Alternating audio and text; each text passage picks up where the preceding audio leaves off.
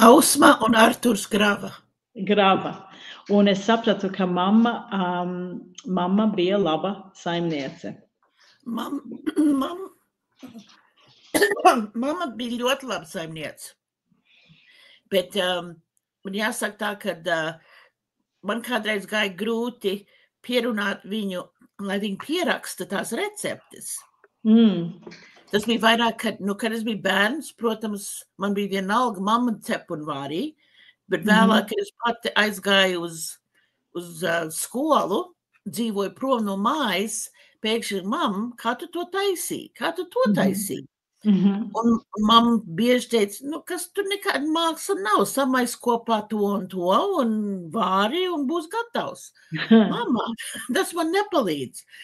Un tad es sāku darīt, es vienkārši paņēmu, nopirku šīs kartiņas, šīs recepšu kartiņas, un es uzrakstīju to nosaukumu, un tad es iedevu mammai, teicu, mamīt, lūdzu, pieraksti, ko tu tur liec klāt, kā tu to taisi, jo tu vienmēr man nebūs blakam. Un kā tu to lai es iztaisu. Un tāpēc man palika, un tas bija gan vienīgais veids, atskaitot, kad ja es viņai sēdēju blakus un teicu, mamma, ko tu tagad tur liec klāt? Ko tu tagad liec klāt? Un veids, kā tu dabūji, lai viņi izstāstā soli pa solītim un tādām detaļām, kā kaut ko uztaisīt. Un arī kādreiz, pilnu sauju. Cik ir pilna sauja, mamma? Izmērīsim, lūdzu, ieber tos pilno sauju šī krūzītē, un tad mēs redzēsim, vai tā ir puskrūzīt vai kas. Jā. Un tādas lietas, jo viņām tas bija pats par sevi saprotams, kā taisīt mannā putru vai debes mannā vai kaut ko tādu. Vienkārši tas viņai nemazam nebija jāmeklē recepšu grāmatā. To viņi zināja kopš skolas dienām. Jā, un tad tu lēnām vāc kopā droši vien šādas lietas. Prasīja, lai mamma pierakst, bet arī es sapratu, ka tu arī esi mantojusi tu receptes no citiem ģimenes locekļiem arī. It sevišķi, jo man bija, man ģimenē bija tik ārkārtīgi labs saimnieces. Mums vienmēr bija neticami galdi uzklāti visām viesībām. Ko mēs tur vien neēdām. Jā, tieši tā.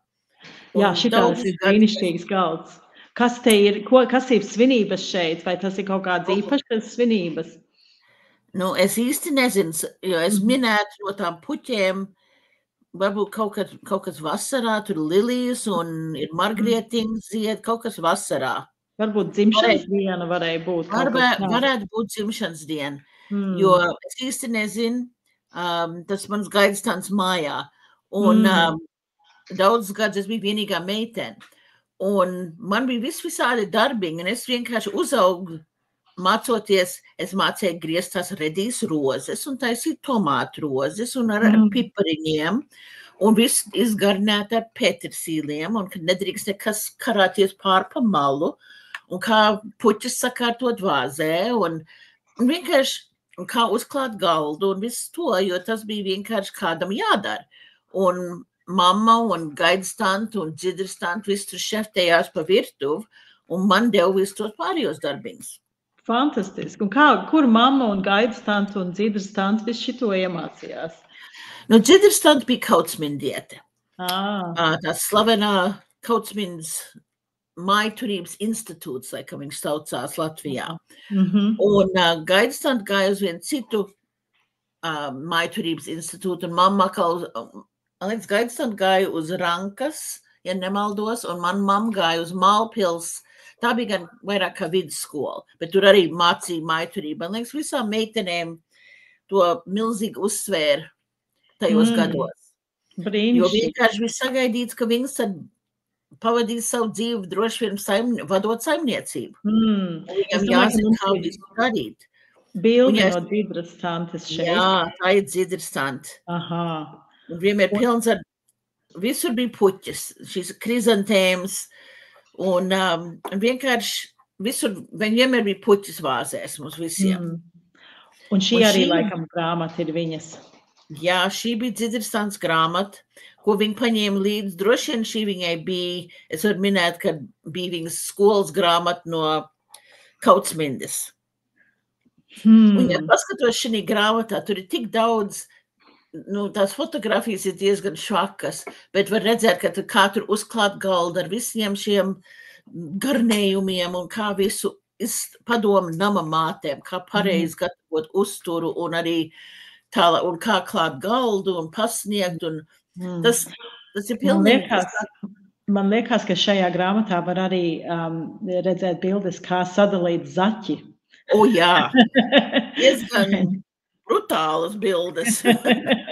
Pēc tam šī bija līdzi Dzidrai bēgļu gaitās un nometnē, bēgļu nometnē, un tad arī nonāca tā grāmata Kanādā, vai ne? Jā, jo viņi pa priekšā aizbrauc uz Clevelandi, un tad no Clevelands ieprecējās Kanādā, un tad tālāk uz Toronto. Un šī ir arī Dzidras tantes viena recepte, kas kriņģelim, kas ir ļoti skaista, man liekas. Šis ir, mēs visi atzinām, ka viņas tas kriņģels bija vislabākais. Un es vienreiz piesēdos un es redzēju šo receptu un es domāju, labi, es redzu, kas ir visas tās izejvielas, bet kā tu dari visu to, lai viņai iznāk tik ārkārtīgi garšīgs tas kriņģels? Un es pierakstīju laimīgi, un viņi man sīku, un viņi bija skolotāji arī Kautsmendie pēc tam, kad viņi beidza. Un viņi bija ļoti labi, viņi apmācīja man, kā tieši to darīt, un tad dari to, un tad pieliec to klāt, un tad to, un to, un to. To es izrakstīju pilnīgi sīkumos, jo, lai es varētu taisīt, atdarināt viņas kriņģeli. Un es esmu pārsteigta, ka šeit iekšā izejvielās ir rakstīts arī rožūdens. O, jā. Jā.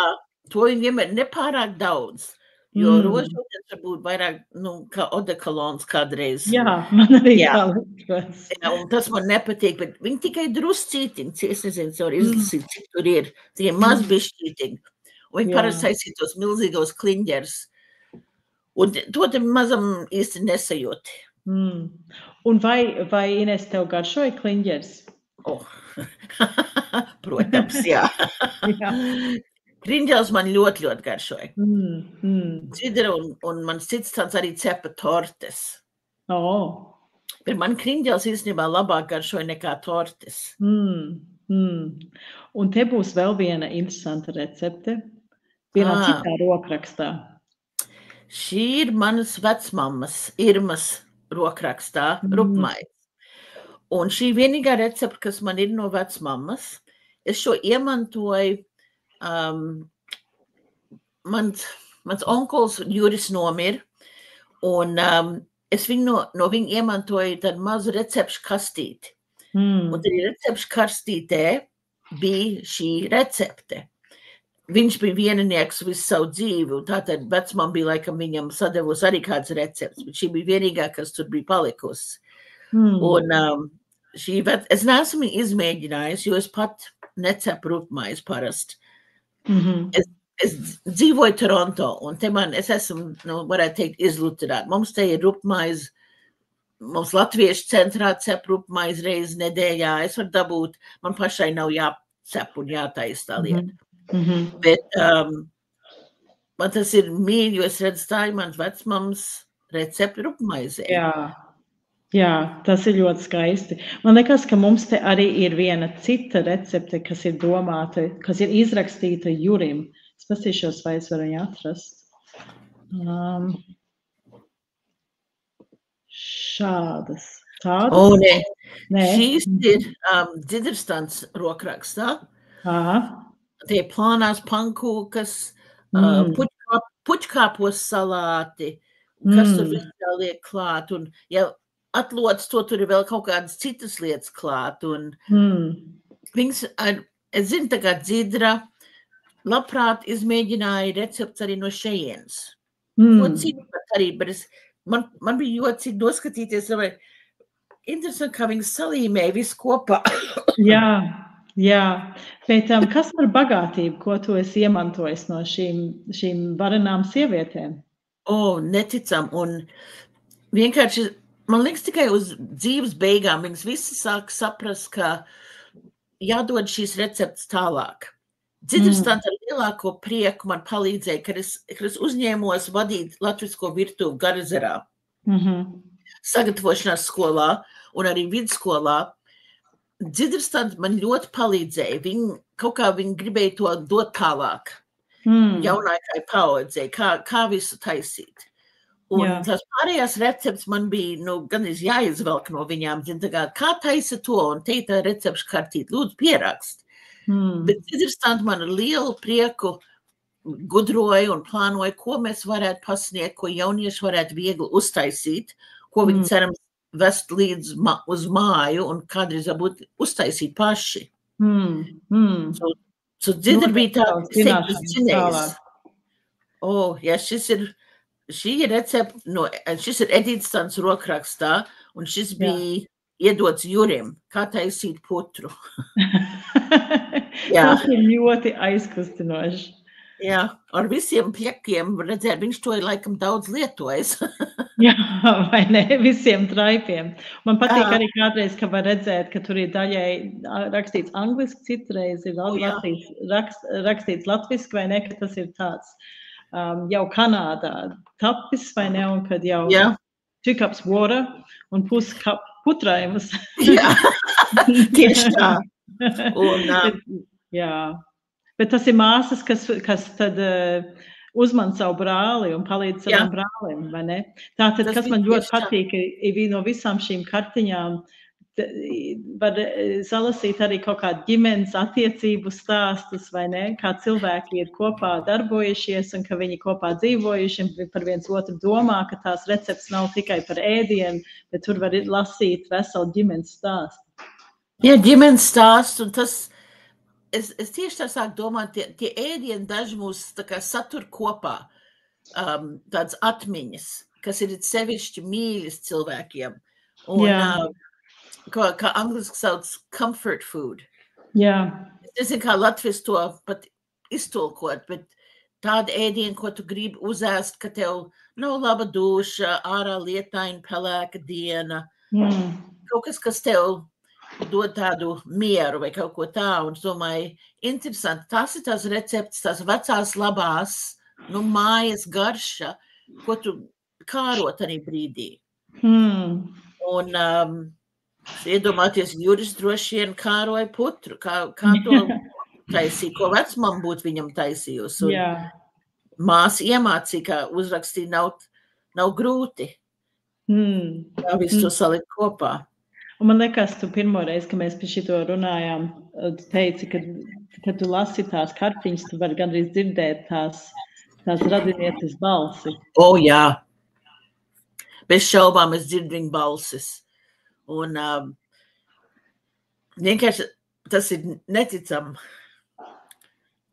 Jā, kā vien tāda ļoti vienkārša un praktiska lieta, kā recepte var atraisīt kaut kādu atmiņas un to saikni ar to ģimeni. Jā. Bija vēl viena interesanta bilde, ko tu atsūtīji. Ir daudz bildes, mēs visas droši vien neapskatīsimies, bet ir šī fotogrāfija, kura varbūt tu vari pastāstīt par karotēm. Jā, šīs karotes. Kā es teicu, dzidrstanti bija tā, ko mēs visi atzinām kā vislabāko šefu pavāru.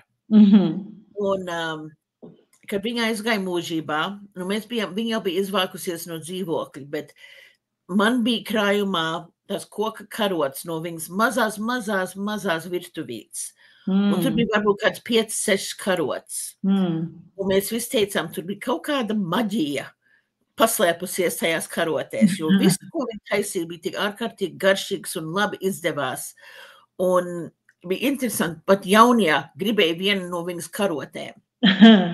Un tas bija tā kā, šis ir tās, tā kā maģiskie, magic wand, kas tā kā vienkārši mēs gribējām tās karotes. Un vairāk tie jaunie, kas tās pārējās lietas viņiem neinteresēja, bet viņi gribēja vienu koku karotu no dzidras. Tā kā dzidras burvju nūjiņa. Vai zizlis, maģijas pēc zizlis. Un var redzēt, ka viņas ir labas tāds nopaļotas, ļoti daudz lietotas. Šīs ir vecas karotes, un man ir 2 vēl palikuši. Pārējās ir izdalītas tiem jauniem, kas ļoti gribēja tādu zizli. Palīdzēt viņiem virtuvē.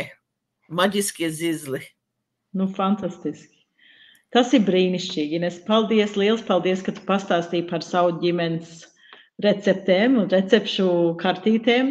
Un man ir aizdoms, ka mēs atkal kaut kad varētu ar tevi runāt, jo es zinu, ka tev ir daudz interesanti stāsti arī par to, kā tu esi bijusi pasniedzēji Garazaru vasaras vidusskolā par latviskiem ēdieniem, un tev ir ļoti interesanta frikadēju zupas variants, bet es domāju, ka mēs atstāsim šo sarunu uz citu reizi, uz to zupu mēnesi. Bet liels paldies tev par stāstu. Un tiksimies atkal citu reizi. Jā, labi. Prieks dalīties. Jā, paldies. Jā, atā. Lūdzu, atā.